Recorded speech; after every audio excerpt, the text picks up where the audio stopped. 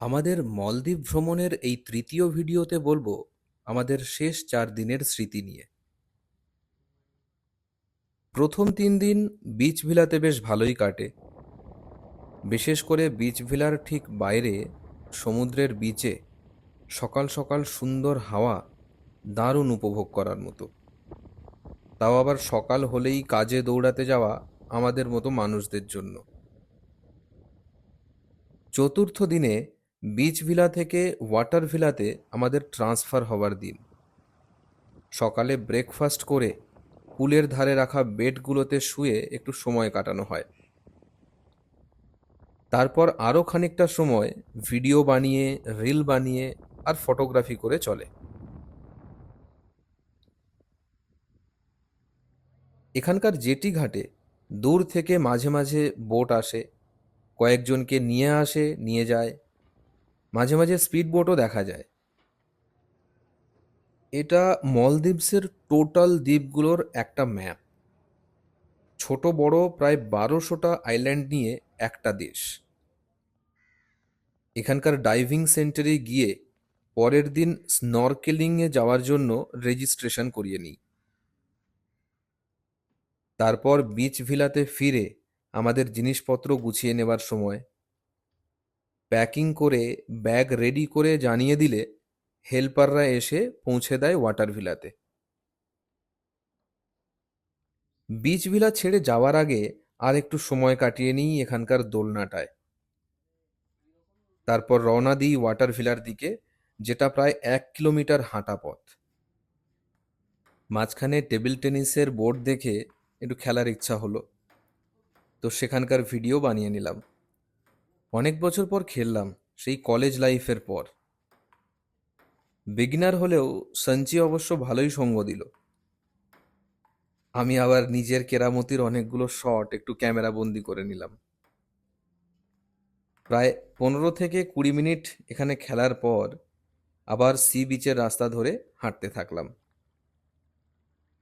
মাঝে মাঝে বিভিন্ন জায়গায় ফটোশ্যুট, ভিডিও শ্যুট এসব চলতে থাকে। ওয়াটার ভিলার কাছাকাছি এই জায়গাটা বেশ স্পেশাল। এরপর ওয়াটার ভিলার এন্ট্রান্সে উঠলাম। কাঠের বানানো রাস্তা, বেশ মজবুত, তবে নিচের পিলারগুলো বালি সিমেন্টের। অসাধারণ একটা জায়গা, প্রথমবার গেলে ভালো লাগতে বাধ্য। চাবি দিয়ে দরজা খুলে ভেতরে ঢোকাটা একটা আলাদাই অনুভূতি। পরের 4টে দিনের জন্য এই জায়গাটাই আমাদের ঘর। খুব সুন্দর করে সাজিয়ে রাখা, কাঠের আসবাবপত্র, আর সব থেকে বড় কথা, বিছানা থেকে শুয়ে সরাসরি সামনে সমুদ্রের ভিউ। চা কফি বানানোর অ্যামেনিটিস প্রোভাইডেড, তবে জলটা নিজেদের বা কেনা।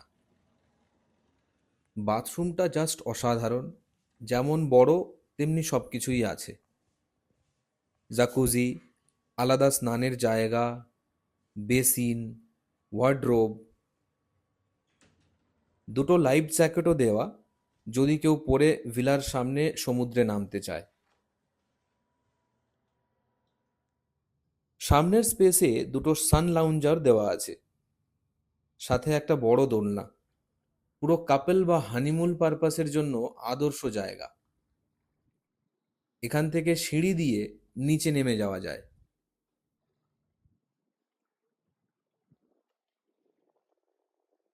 একটা ওয়েলকাম কেক আমাদের দেওয়া হয়েছিল কমপ্লিমেন্টারি গিফট হিসাবে। রুমে কেটে পুরোটা খেয়ে নিই, খুব খিদে ছিল। এরপর দুপুরে ভিলার সামনের জলে নেমে স্নান করার এক্সপিরিয়েন্স নিয়ে নিলাম। খুব ঠান্ডা জল, আর তখন জোয়ার চলছে। পরপর লাইন দিয়ে এতগুলো ভিলা, সব একই ধাঁচে বানানো। ভিলা থেকে সি প্লেনের ল্যান্ডিংয়ের একটা বেশ ভালো ভিউ পাওয়া যায়।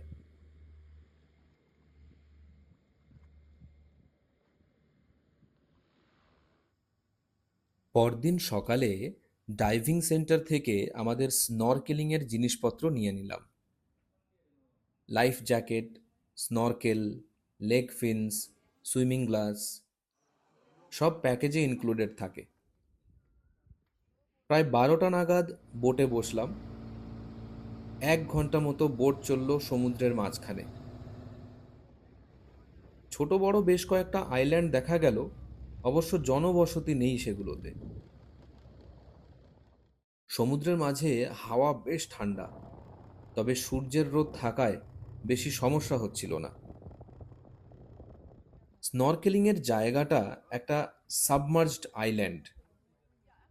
এখানে বোট পার্কিং করে দেয় প্রায় 1 ঘন্টা। জলের তলায় বেশ সুন্দর কালারফুল মাছ আর কোরালস দেখার প্রথমবারের অভিজ্ঞতা। কিন্তু জলের তলায় ক্যামেরা না নিয়ে যেতে পারার জন্য সেগুলো আর রেকর্ড করা গেল না। এরপর বোট আমাদের নিয়ে ফিরে আসে প্রায় 3টে নাগাদ। ফেরার পর স্নরকেলিংয়ের জিনিসগুলো ডাইভিং সেন্টারে সাবমিট করে দিলাম আর চলে এলাম সুইমিং পুলে। সুইমিং পুলটা ডাইনিং স্পেসের ঠিক সামনে, বেশ বড় আর রেগুলার জল চেঞ্জ হওয়ার জন্য বেশ ক্লিন। এখান থেকে সামনেই সমুদ্রের একটা দারুণ ভিউ পাওয়া যায়। সুইমিং পুলে বেশ খানিকক্ষণ সময় কাটানোর পর ফিরে আসি ওয়াটার ভিলাতে। ভিলাতে ড্রেস চেঞ্জ করে চা বানিয়ে ইভিনিং এনজয় করতে বসি। বেশ দারুণ একটা সময় কাটলো। এরপর প্রায় 8টা নাগাদ ডিনার করতে চলে এলাম। এখানে খাওয়া দাওয়াটা ছিল এক কথায় অসাধারণ। এত রকমের ডিশ, বিভিন্ন দেশের বিভিন্ন কালচারের food, buffet system, you can take any of them as much as you want. Billiard board central reception এরিয়াতে রাখা থাকে, সাথে ফ্রাইডে হলে পার্টি থাকে, ডান্স ফ্লোর রয়েছে আর এনজয় করানোর জন্য ডিজে মিউজিক। বিচ ভলি পরের দিন সকালে বিচের সাদা বালির ওপর অন্যান্য ট্যুরিস্টদের সাথে মিলে। দুপুরে ওয়াটার ভিলার পাশেই জলে দেখতে পেলাম একটা ছোট শার্ক। এরা নাকি প্রায়ই জোয়ারের সময় চলে আসে, তবে কখনো কোনো মানুষকে অ্যাটাক করেছে এমন শোনা যায়নি। সাথে একটা শঙ্কর মাছও দেখা গেল। বিকালে বৃষ্টি শুরু হলো। ওয়াটার ভিলার দোলনায় বসে সমুদ্রের ওপরে বৃষ্টি এনজয় করাটা একটা দারুণ ব্যাপার। নেচার যে এখানে কতটা আনপ্রেডিক্টেবল ভাবে বদলায়, সেটা এখানে না থাকলে বোঝা যেত না।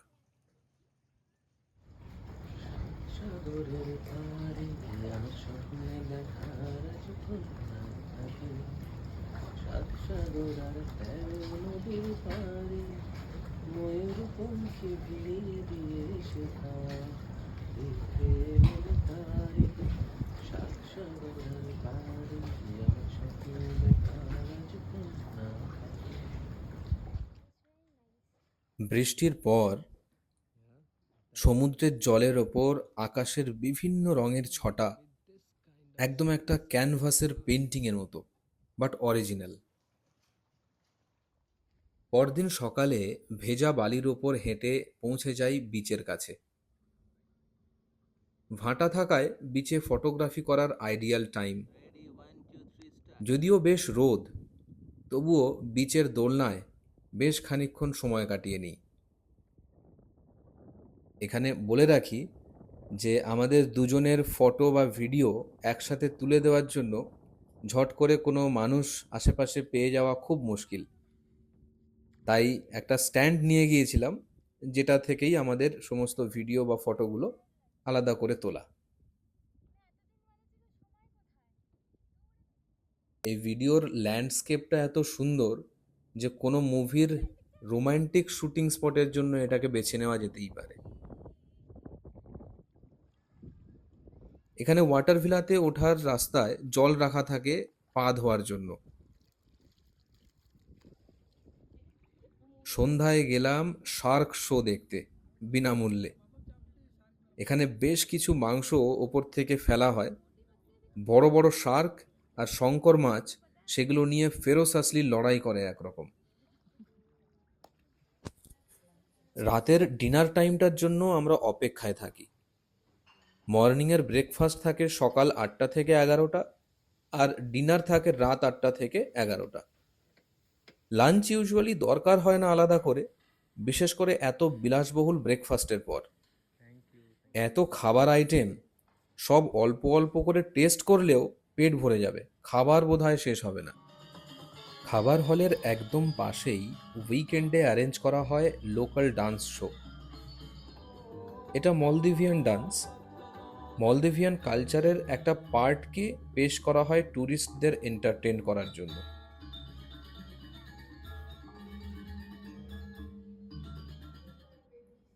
লাস্ট নাইটে আমরা ডিসকভার করি এখানকার জিম সেন্টার বেশ বড়।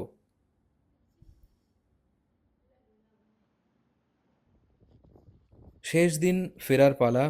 এখানকার বাংলাদেশি শেফদের সাথে দেখা করে হোটেলের বিলিংয়ের কাজ করে বাই বাই করলাম মেদুফিশি আইল্যান্ডকে। ফেরার জার্নিটা ছিল স্পিড বোটে। 2 ঘন্টায় এত ঝাঁকুনি, বাপরে বাপ, দম বেরিয়ে গেল মনে হলো। আর কখনো না এরকম জার্নি। এত ঝাঁকুনিতে সব সময় শক্ত করে হাতল ধরে বসে থাকতে হলো।